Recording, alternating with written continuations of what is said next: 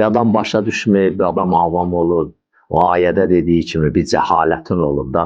Bir cəhalətin, yəni qəflətdə olublar, ölən dərinliyinə başa düşməyiblər, bu cürə ondan Allaha elədikləri günah cürət üzündən olmayıb, təcərridən olmayıb.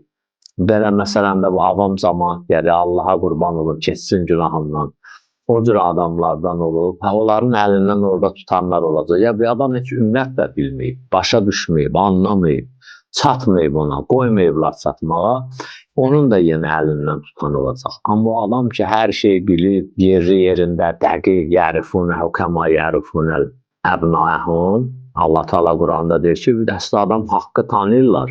Hətta övladların tanıdığı kimi. Adam ki, öz övladını bilir, bu mənim övladımdır və qucağında böyüdür, onu necə tanıyır? Allah Teala buyurur ki, bunlar haqqı o cürə tanıyırlar. Bunlar haqqı belə tanıyanda və qiyamətin gününə də əl boş gələndə bunlar hamıdan çox peşman olacaqlar.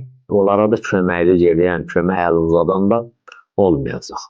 İmam Sadiq Əleyhisselam buyurur ki, Allah Teala Həzrət Davuda vəhiy elədi, dedi ki, la təcəl beyni və beynəkə alimən məftunən bir dünya. Davud özü ilə mənim aramda dünyaya bağlı olan, dünyapərəst olan alimi vasitəsi qərar verməyəcək. Birdən məsələn, o cür adamı gətirərsən, özü ilə mənim aramda vasitəsi qərar verərsən, buna arxani olma, mən onun vasitəçiliyini qəbul eləməyəcək. Sən bir dənə əmanətin olsa bir nəfərə göndərməyə əmin adamla göndərətsən, elə deyil.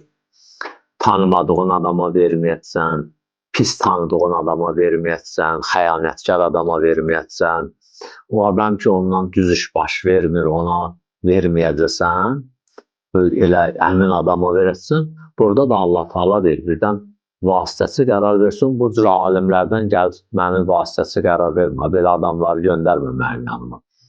Bu adam da sən dünyaya bağlıdır, bunun oxuduğu elmi, bildiyi, bilik, hamısı bunu dünyadan çəkindirməkdən ötəridir. Bu oxuya-oxuya, bilə-bilə dünyaya bağlı adamdır.